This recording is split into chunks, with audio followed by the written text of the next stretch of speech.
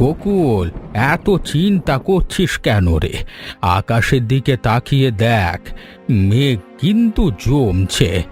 আষাঢ় মাসে মেঘ এলে বৃষ্টি আসবেই। আমি এই গ্রামে 60 বছর কাটিয়েছি। এরকম মেঘ দেখলে বুঝি যে আর 2-3 দিনের মধ্যেই ঝড় বৃষ্টি নামবে। তুই একটু ধৈর্য ধর। কাকা, ধৈর্য ধরতে ধরতে তো পুকুরের তলা দেখা যাচ্ছে। এবার যদি বৃষ্টি না হয় তাহলে ধানের চারাগুলো শুকিয়ে যাবে। গত বছর তো কোনো মতে ফসল তুলেছিলাম, এবার যদি তাও না হয় তাহলে সংসার চালাবো কি করে? তোর বাবা রামনাথও এরকম ভাবতো, চিন্তা করতো অনেক, কিন্তু হাল ছাড়তো না কোনো দিন। তুইও তার ছেলে, তুইও হাল ছাড়বি না। দেখ, এটা কাল বৈশাখীর মেঘ। তুই শুধু প্রস্তুতি রাখ, পুকুরের পাড়টা একটু দেখে নে, যাতে জল বেশি এলে ঠিক মতো ধরে রাখা যায়। সত্যি বলছো কাকা? তোমার কথা একটু ভরসা পাই, কিন্তু যদি না হয়? গত বছর তো মেঘ করেছিল, তারপর বৃষ্টি ছাড়াই চলে গেল। সেবার তো চারার অবস্থা দেখে কান্না পেয়েছিল আমার। গত বছরের মেঘ আর এ বছরের মেঘ এক নয় কুকুল। আমি 60 বছর ধরে এ আকাশ দেখছি। দেখ, দক্ষিণ দিক থেকে ভারী মেঘ উঠে আসছে, বাতাসে জলের গন্ধ। এই মেঘ খালি হাতে যায় না, বুঝলি? তোমার মুখে এই কথা শুনলে একটু ভরসা পাই কাকা। তুমি তো এই গ্রামের সবচেয়ে অভিজ্ঞ চাষি। তুমি যখন বলছো বৃষ্টি আসবে, হয়তো হয়তো সত্যিই আসবে। আমি পুকুরের পাড়টা দেখে নিচ্ছি আজকেই। কালকে সকালে যদি বৃষ্টি হয় তাহলে সেচের একটা ব্যবস্থা করতে হবে। এই তো, এটাই তো বাবা ছেলে। চিন্তা কর, চিন্তা কর, কিন্তু থেমে যাস না। আর শোন, পাহাড়ের বুক দিকটা একটু নজর দিবি। ওখানে কত বছর একটু ভেঙে গিয়েছিল, মনে আছে তো? আচ্ছা কাকা, তুমি যাও, আমি এক্ষুনি যাচ্ছি পুকুরে। গোকুল, এই বৃষ্টিতে কোথায় যাচ্ছিলি? একটু বস, বৃষ্টিটা থামুক তারপর যাবি। এখন এই ঝড়ে বাইরে গেলে বিপদ হতে পারে। বৌদি, পুকুরের পাড়টা দেখতে গিয়েছিলাম। হরিপদ কাকা বলেছিলেন আজকে বৃষ্টি হবে, সত্যিই হলো। কিন্তু এত জোরে বৃষ্টি হবে ভাবিনি। পুকুরের জল ঢুকতে শুরু করেছে, সেটা দেখে আসছিলাম। তুই তো ঠিক তোর বাবার মতো, বৃষ্টিতে মাঠে ছুটে যেত। আমি বলতাম একটু থামো, বৃষ্টিটা কমুক, কোনো দিন শুনতো না। তবে হ্যাঁ, এই বৃষ্টিটা সত্যিই দরকার ছিল। গ্রামের সবাই কতদিন ধরে অপেক্ষা করেছিল। বৌদি, পুকুরের পূব দিকের পাড়টা নিয়ে একটু চিন্তা হচ্ছে। গত বছর ওটা একটু ভাঙা ছিল, আজকে দুপুরে গিয়ে দেখে এলাম। এখনো পুরোপুরি ঠিক হয়নি। যদি খুব বেশি জল আসে ওদিক দিয়ে বেরিয়ে যেতে পারে। কালকে সকালে গিয়ে ওটা একটু বাঁধতে হবে। তুই এত কিছু একা ভাবিস কেন? গ্রামে এত মানুষ আছে, সবাইকে বলবি না? আর আমার পাশের বাড়ির মাধবীও বলছিল দুপুরে এবার বৃষ্টি না হলে চাষিদের খুব কষ্ট হবে। মেয়েটা তোদের সবার কথা ভাবে, কিন্তু তোর কথাও জিজ্ঞাসা করছিল কি করেছিস, পুকুরের কি অবস্থা। মাধবী সবার কথাই ভাবে, সে তো ছোটবেলা থেকেই এমন। আচ্ছা বৌদি, বৃষ্টিটা কি আরো হবে বলে মনে হয়? পুকুরটা যদি ভরে যায় তাহলে এবার ধানের জমিতে ঠিকমতো সেচ দেওয়া যাবে।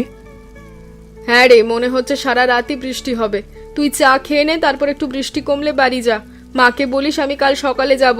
আর শোন, কাল যদি পুকুর পাড়ে কাজ করতে হয় সবাইকে জানিয়ে দিস, একা একা কাজ করতে যাস না। আচ্ছা বৌদি, তাই করব।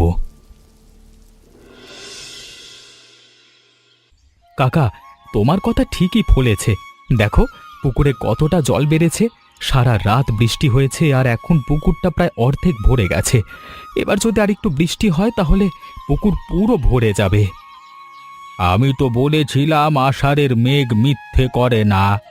আরে আমার বাবাও বলতেন, দক্ষিণের মেঘ যেদিন ভারী হয়ে আসে সেদিন পুকুর ভরবেই। এখন দেখ, জলটা পরিষ্কার হতে একটু সময় লাগবে, কিন্তু সেচের কাজে এই জল যথেষ্ট। কাকা, একটা কথা ভাবছি, পুকুর থেকে জমি পর্যন্ত জল নিয়ে যাওয়ার কোনো ব্যবস্থা করতে হবে। বালতি দিয়ে জল বয়ে নিয়ে যাওয়া তো সম্ভব নয়। এত বড় জমি, কিছু একটা উপায় বের করতে হবে। তুই এখন যেটা করতে পারিস সেটা হলো পুকুর থেকে জমি পর্যন্ত একটা সেচের নালা বানানো, বাঁশ দিয়ে একটা কাঠামো বানানো, তারপর পাইপ দিয়ে জল নিয়ে যা। আমাদের সময়ে আমরা এভাবেই করতাম। তোর বাবাও করেছে একবার, তখন তুই ছোট ছিলিস, মনে নেই হয়তো। সত্যি বাবাও এরকম করেছিলেন? সেটা তো জানতাম না। কাকা, তুমি যদি একটু বুঝিয়ে দাও কিভাবে নালা কাটতে হবে, কোন দিক দিয়ে যেতে হবে, তাহলে আমার পক্ষে সুবিধে হয়। তুই পুকুরের এই দক্ষিণ কোণ থেকে শুরু করবি। এখান থেকে জমি পর্যন্ত একটু ঢালু আছে, তাই জল প্রাকৃতিকভাবেই নিচের দিকে বইবে। নালাটা 2 ফুট গভীর আর 1.5 ফুট চওড়া রাখবি, আর পাশে মাটি তুলে বাঁধ দিবি, তাহলে জল বাইরে যাবে না। হ্যাঁ কাকা, আমিও সেটাই ভাবছি। নিতাইকে ডেকে নিলে কাজটা তাড়াতাড়ি হবে। ও তো বাঁশের কাজ ভালো জানে, আর গ্রামের আরও কয়েকজনকে বললে সবাই সাহায্য করবে। একসাথে কাজ করলে 2 দিনেই সেচের ব্যবস্থা হয়ে যাবে। একদম ঠিক বলেছিস। একা একা করতে গেলে অনেক সময় লাগবে। গ্রামের ছেলেদের ডাক, সবাই মিলে করলে কাজটা সহজ হবে। আর শোন, নালাটা একটু গভীর করে কাটবি, যাতে জল ঠিক মতো বয়ে যায়। বুঝেছি কাকা, আজকেই নিতাইয়ের কাছে যাব, কালকে থেকে কাজ শুরু করব। গোকুল, তুই যে আমাকে এত সকালে ডেকে পাঠালি, আমি তো ভাবলাম কি না কি হয়েছে। এসে দেখি সেচের কাজ। বল কি করতে হবে? বাঁশগুলো কত লম্বা করে কাটবো? আর পাইপটা কোথায় পেলি? বেশ মোটা তো, জল ভালোই যাবে এতে। পাইপটা কমলা বৌদির বাড়ি থেকে পেলাম। বাঁশগুলো আমাদের বাড়ির পেছনে ঝাড় থেকে কেটেছি। তুই বাঁশগুলো আর 8 ফুট করে কেটে নে। আমরা তারপর পুকুর পাড় থেকে জমি পর্যন্ত একটা কাঠামো বানাবো। হরিপদ কাকা বলেছেন নালাটা গভীর করে কাটতে। 8 ফুট? আচ্ছা, করছি। তবে বাঁশটা একটু পুরনো হয়ে গেছে, ভালো করে দেখে নিতে হবে কোনটা শক্ত আছে আর কোনটা দুর্বল। দুর্বল বাঁশ দিলে জলের চাপে ভেঙে যাবে, আমি বাছাই করে নিচ্ছি। ঠিক বলেছিস, তুই বাছাই করে নে, তোর চোখ ভালো এসব ব্যাপারে। আচ্ছা আচ্ছা, বুঝেছি। তবে শোন, শুধু আমরা দুজনে করলে তো সন্ধ্যার আগে শেষ হবে না। আর কাউকে ডাকবি না? গ্রামের রমেশ, বিকাশ এদেরকে বললে আসবে তো? সবাই তো একই সমস্যায় পড়ে আছে, সবার জমিতেই সেচ দরকার। আমাদের নালা হলে তাদের জমিতেও জল যাবে। হ্যাঁ ডাকবো, তবে আগে আমরা দুজনে শুরু করি। অন্যরা এলে কাজ দ্রুত হবে। তুই বাঁশটা ধর, আমি মাপ নিই। পুকুর থেকে জমি পর্যন্ত প্রায় 300 ফুট হবে। মাঝখানে একটু ঢালু জায়গা আছে, সেখানটা একটু সাবধানে নালা কাটতে হবে। হরিপদ কাকা বলেছেন ঢালু জায়গায় পাথর বসাতে, নয়তো জলের বেগে মাটি সরে যাবে। 300 ফুট? বাপরে, কাজ তো কম নয়। তবে থাক, কাজ করতে করতে সময় কেটে যাবে। আর কাজ শেষে যদি তোর মা একটু মুড়ি চানাচুর দেন, তাহলে তো সোনায় সোহাগা। তুই চিন্তা করিস না, মা সব ব্যবস্থা করবেন। মাকে বলে রেখেছি। চল শুরু করি। রোদ উঠবার আগে যতটুকু পারি করে ফেলি। দুপুরে রোদ উঠলে কাজ করা কঠিন হবে। চল শুরু করি। তবে একটা কথা বলে রাখি, আমাকে দিয়ে কোদাল চালানোর কাজটা করাস না। গতবার তোর বাড়ির পেছনে কোদাল চালাতে গিয়ে হাতে ফোসকা পড়ে গিয়েছিল। বাঁশ কাটা আর বাঁধার কাজটা আমি করি, কোদালের কাজ তুই কর। আচ্ছা বাবা, তোকে কোদাল ধরতে বলবো না, চল। মাধবী, তুই এখানে একা বসে আছিস কেন? মুখটা এত গোমড়া কেন রে? সারাদিন হাসি ঠাট্টা করিস, আজ কি হলো? কারোর সাথে কিছু হয়েছে? আমাকে বল। বৌদি, কিচ্ছু হয়নি, তবে একটু মন খারাপ হয়েছে। গোকুল সেচের কাজে সবাইকে ডেকেছে, নিতাইকে ডেকেছে, গ্রামের অন্য ছেলেদেরকেও ডেকেছে, কিন্তু আমাকে একবারও বললো না। আমি কি গ্রামের মানুষ নই? আরে মা, এই নিয়ে মন খারাপ? গোকুল হয়তো ভেবেছে তুই বৃষ্টিতে ভিজলে অসুস্থ হয়ে পড়বি। ছেলেটা তোর ক্ষতি চায়নি রে, তাই ডাকিনি। তুই এত ভাবিস না তো। কিন্তু বৌদি, আমি কি এতটাই দুর্বল? বৃষ্টিতে একটু ভিজলে আমি অসুস্থ হয়ে পড়বো? আমি তো রোজ মাঠে কাজ করি, রোদে পুড়ি, বৃষ্টিতে ভিজি। এতটুকু কাজ আমি পারি না? গোকুল আমাকে ছোট মনে করে, এটাই কষ্ট লাগে। দেখ মাধবী, গোকুল তোকে ছোট মনে করে এমনটা নয়, সে তোকে যত্ন করে, তাই ডাকেনি। তুই জানিস না, কাল রাতে বৃষ্টিতে আমার বারান্দায় দাঁড়িয়ে তোর কথাই জিজ্ঞাসা করছিল, মাধবী ঘরে আছে তো, ভিজছে না তো? এটা কি তোকে ছোট মনে করা? সত্যি আমার কথা জিজ্ঞাসা করছিল? হ্যাঁ রে, তবে ছেলে মানুষ তো বুঝতে পারে না যে না বললেও মন খারাপ হয়। তুই রাগ না করে ওর সাথে কথা বল, দেখবি সব পরিষ্কার হয়ে যাবে। আর এত গোমড়া মুখে বসে থাকলে তোকে মানায় না, তোর হাসি মুখটাই ভালো। আচ্ছা বৌদি, দেখি কি করি। মাধবী, তুই চুপচাপ বসে আছিস কেন? আমরা সারাদিন পুকুর পাড়ে কাজ করলাম, হাড় ভাঙা খাটুনি। গোকুলের তো একটু জিরানোও নেই। ছেলেটা সত্যি পরিশ্রমী, এটা মানতেই হবে। তোর বন্ধু তো, তুই একটু খুশি হ। সবাইকে ডেকেছে, সবাই গেছে, আমাকে কেউ বললো না? আমি বুঝি শুধু বাড়িতে বসে থাকার জন্য? আরে আবার সেই কথা, তুই কি সকাল থেকে এটা নিয়েই বসে আছিস? হ্যাঁ বসে আছি তো। তোকে ডেকেছে, গ্রামের আলোচনাদেরকে ডেকেছে। আমি কি কিছু পারি না? মনে আছে ছোটবেলায় আমরা তিনজন একসাথে পুকুরে মাছ ধরতাম, খেতে ঘুরে বেড়াতাম, তখন তো আমাকে বাদ দাওনি, এখন আমি বাদ। সেটা তো মনে আছে। শোন মাধবী, তোর রাগ ঠিক জায়গায় আছে, কিন্তু গোকুলের ওপর এত রাগ করিস না। আমাকেও বলেছিল মাধবীকে বলবো না, ও কাদায় পিছলে পড়বে, তারপর যদি ব্যথা পায়। দেখ, ছেলেটা তোর কথা ভেবেছে কিন্তু। ভাবলে তো বলতে পারতো সরাসরি, চুপচাপ বাদ দিয়ে দিল, সেটা কি ঠিক হলো? আমি কি ছোট বাচ্চা যে আমাকে বলা যাবে না? আমি তো নিচে সিদ্ধান্ত নিতে পারি আমি যাব কি যাব না, সেটা তো আমার ব্যাপার। একদম ঠিক কথা, তোর সিদ্ধান্ত তোর নেওয়া উচিত, সেটা আমিও মানি। তবে গোকুলটা গো বেচারা, মুখে বলতে পারে না অনেক কথা, মনে মনে ভাবে। তুই গোকুলকে বলিস সরাসরি, দেখবি গোকুল নিজেই ক্ষমা চাইবে। ছেলেটা ভালো, তুইও তো জানিস। জানি তো, তাই তো কষ্ট লাগে বেশি। যাকে তাকে বাদ দিলে কিছু মনে হতো না, কিন্তু গোকুল বাদ দিল, সেটাই। বুঝলাম বুঝলাম, তুই সকালে যাবি পুকুর পাড়ে, আমিও থাকবো, সব ঠিক হয়ে যাবে। কাকা, দেখো নালা দিয়ে জল ঠিকমতো বইছে। ধানের চারাগুলো আজকে থেকে জল পাবে, সত্যি বলছি। এত পরিশ্রম সার্থক হলো। নিতাই আর গ্রামের ছেলেরা যে সাহায্য করলো, তার জন্য তাদের ধন্যবাদ দিতে হবে। দেখছি রে দেখছি, চোখ ভরে যাচ্ছে। এই দৃশ্যটা দেখবার জন্যই তো বেঁচে আছি। তোর বাবা রামনাথ বেঁচে থাকলে আজকে কতটা খুশি হতো, ছেলে তার যোগ্য হয়েছে এটা দেখতে পেত। বাবার কথা বললে চোখে জল চলে আসে কাকা। তবে আমি জানি বাবা উপর থেকে দেখছেন, তার আশীর্বাদ আছে বলেই তো এই বৃষ্টি এলো, পুকুর ভরলো আর শেষ হচ্ছে। আর তোমার মতো মানুষ পাশে আছে বলেই তো সব সামলাতে পারছি। আমি তো কিচ্ছু করিনি, তুই নিজেই সব করেছিস। আমি শুধু একটু পরামর্শ দিয়েছি। পরামর্শ দেওয়া সহজ, কাজ করা কঠিন। সে কঠিন কাজটা তুই করেছিস। তবে একটা কথা বলি, সেচের নালাটার দিকে নজর রাখিস। অস্থায়ী নালা তো, পাকা নয়। রাতে একবার দেখে আসবি। হ্যাঁ কাকা, সেটা আমিও ভাবছি, রাতে একবার দেখে আসবো। আর কাকা, একটা কথা বলতে চাইছিলাম। মাধবী নাকি মন খারাপ করেছে, আমি তাকে সেচের কাজে ডাকিনি বলে কমলা বৌদি বলছিলেন। তাই নাকি? দেখ গোকুল, মাধবী গ্রামের মেয়ে, ও চাষবাসের কাজ জানে। ওকে বাদ দিয়ে ঠিক করিসনি। যে কাজ সবার, সেখানে কাউকে বাদ দিলে মন খারাপ হওয়াটাই স্বাভাবিক। ওর সাথে কথা বল, বুঝিয়ে বল, ছোটবেলার বন্ধু, সহজেই মিটে যাবে। হ্যাঁ কাকা, ওকে বলবো।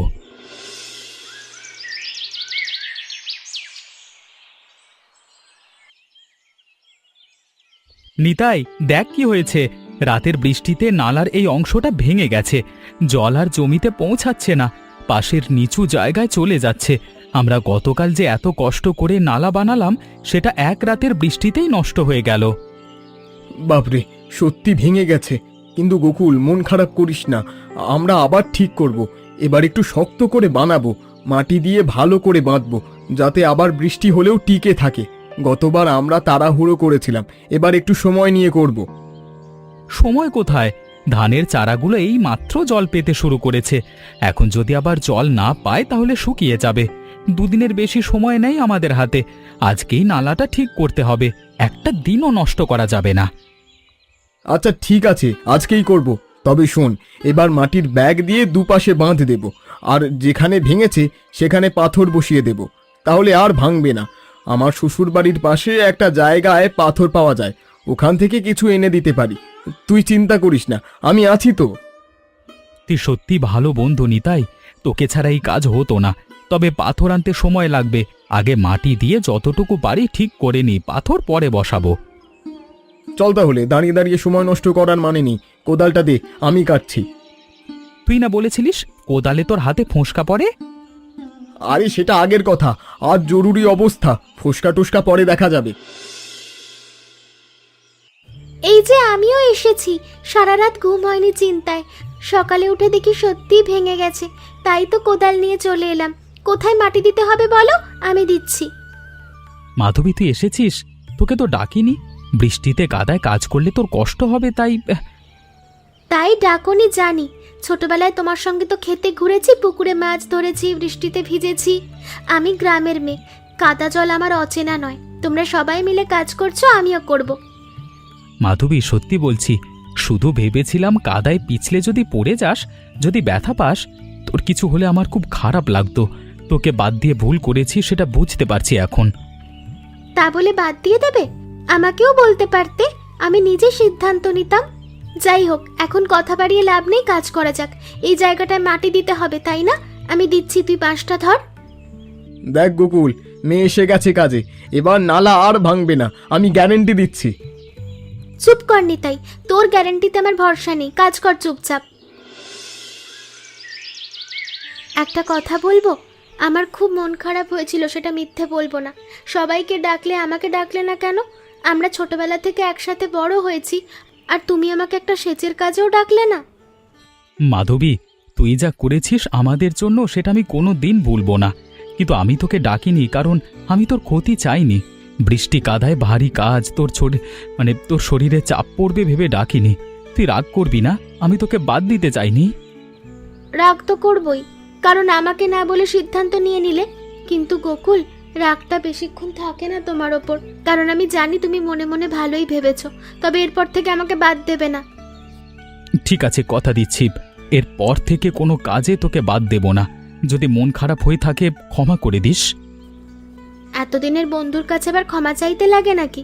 তবে হ্যাঁ, আমাকে আর বাদ দিলে কিন্তু সত্যিই রাগ করব, তখন আর এত সহজে ছাড়বই না। আর বাদ দেব না রে, পাক্কা কথা। কমলা, দেখ গ্রামের ছেলেমেয়েরা কেমন একসাথে কাজ করছে। গোকুল, নিতাই, মাধবী সবাই হাতে হাত মিলিয়ে নালা ঠিক করছে। এ দৃশ্য দেখলে মনে হয় গ্রামটা এখনো বেঁচে আছে। এটাই তো গ্রামের আসল শক্তি। ঠিক বলেছেন কাকা, আমিও দেখছি মাধবী কেমন উৎসাহ নিয়ে কাজ করছে। কাল পর্যন্ত মেয়েটার মন খারাপ ছিল গোকুল ওকে ডাকেনি বলে, আজ দেখো দুজনে পাশাপাশি কাজ করছে, কথা বলছে, হাসছে। ভুল বোঝাবুঝি তো হবেই, মানুষ তো, কিন্তু সেটা যখন কাজের মধ্য দিয়ে মেটে তখন সম্পর্ক আরো শক্ত হয়। আর দেখ, মাধবী কোদাল চালাচ্ছে কেমন দক্ষতায়, অনেক ছেলেও এত ভালো পারে না। সে তো ঠিকই, মেয়েটা বাবার সাথে ছোটবেলায় মাঠে যেত, তখনই শিখে গেছে। আচ্ছা কাকা, নালাটা কি এবার টিকবে? আবার বৃষ্টি হলে ভেঙে যাবে না তো? না না, এবার ভাঙবে না। দেখ, ছেলেরা এবার মাটির ব্যাগ কাঁধে দিয়ে বাঁধ দিচ্ছে, পাথর বসাচ্ছে। এবার শক্ত হবে নালাটা। আর বৃষ্টির মরশুম শেষ হলে একটা পাকা নালা বানাতে হবে। আমি সেটা গোকুলকে বলবো। পাকা নালা হলে প্রতি বছরে কষ্ট করতে হবে না। পাকা নালা বানাতে তো খরচ হবেই কাকা, গোকুলের তো সামর্থ্য নেই এখন। গ্রামের সবাই মিলে করলে খরচ ভাগ হয়ে যাবে। সবাই মিলে খরচ করলে কারোর উপর চাপ পড়বে না, সেটা পরে ভাবা যাবে। এখন চলুন সবাইকে একটু জল খাবার দিয়ে আসি। খালি পেটে কাজ করলে শরীর ভাঙবে। চলুন কাকা, আমি মুড়ি, গুড় আর চানাচুর এনেছি, সবাই নিশ্চয়ই খুব ক্ষুধার্ত। মাধবী, তুই আজকে যে এসে সাহায্য করলি সেটা আমি ভুলবো না। তুই না এলে এত তাড়াতাড়ি কাজ শেষ হতো না রে। তোর কোদালের কাজ দেখে নিতাইও অবাক হয়ে গেছে। আমি ভুল করেছিলাম তোকে না ডেকে। তুই আমার পুরনো বন্ধু, তোকে বাদ দেওয়া আমার উচিত হয়নি রে। গোকুল, সেই কথা আর বলো না। আমি জানি তুমি আমাকে ডাকোনি, তোমার মনে কোনো খারাপ উদ্দেশ্য ছিল না। কিন্তু এরপর থেকে মনে রাখবে, আমি তোমার বন্ধু। বন্ধুকে বাদ দিয়ে কিছু করা ঠিক নয়। কথা দিচ্ছি, এরপর থেকে সব কাজে তোকে প্রথমে ডাকবো। তোকে ছাড়া তো আসলে কিছুই সম্পূর্ণ হয় না। আচ্ছা, একটা কথা বলি, এই পুকুর পাড়ে দাঁড়িয়ে মনে পড়ছে ছোটবেলার কথা। আমরা এখানে মাছ ধরতাম, ব্যাঙ ধরতাম, বৃষ্টিতে ভিজতাম। নিতাই একবার ব্যাঙ দেখে চিৎকার করে পালিয়েছিল, মনে আছে? মনে আছে তো, নিতাই চিৎকার করতে করতে দৌড়ে গেছিল, আর আমরা দুজনে হেসে হেসে গড়িয়ে পড়েছিলাম। কিন্তু দিনগুলো সত্যিই সুন্দর ছিল। তবে আজকের দিনটাও কম সুন্দর নয়। ছোটবেলায় খেলা করতাম, এখন কাজ করি, কিন্তু একসাথে আছি, সেটাই বড় কথা। ঠিক বলেছিস, একসাথে থাকাটাই আসল। চল বাড়ি যাই, তোর মা অপেক্ষা করছেন নিশ্চয়ই, আর আমার মাও জিজ্ঞাসা করবেন কোথায় ছিলাম সারাক্ষণ। চল, তবে কালকে সকালে আবার আসতে হবে। নালাটা ঠিকমতো কাজ করছে কিনা দেখতে হবে। আমিও আসবো, তবে আমাকে আর বাদ দিবি না কিন্তু। বাদ দেব না, পাকা কথা। গোকুল দেখ, মাঠটা কেমন সবুজ হয়ে গেছে। কদিন আগে যে মাটি ফেটে চৌচির হয়ে গেছিল, আজকে সেই মাটিতে জল ভরে গেছে। এ দৃশ্য দেখলে বোঝা যায় আশা রাখতে হয় সব সময়। কাকা, এ কদিনে আমি অনেক কিছুই শিখেছি। শুধু চাষের কাজ নয়, মানুষের সম্পর্কের কথাও। একা একা সব করা যায় না, সবাইকে সাথে নিয়ে চলতে হয়। তুমি পরামর্শ দিয়েছো বলে সব ঠিক মতো হয়েছে, একা আমি কিচ্ছু পারতাম না। এই কথাটাই মনে রাখবি সারা জীবন গোকুল। বর্ষা শুধু জমিতে জল আনে না, মানুষের মনেও মিলন আনে। আজকে এই মাঠটা শুধু বনের মাঠ নয়, আজকে এই মাঠটা শুধু ধানের মাঠ নয়, এটা আমাদের সবার মিলন ক্ষেত্র। এখানে আমরা সবাই একসাথে কাজ করেছি, ঘাম ঝরিয়েছি, একে অপরকে বুঝেছি। এটাই সবচেয়ে বড় ফসল। কাকা, তোমার এই কথাগুলো আমি সারা জীবন মনে রাখবো।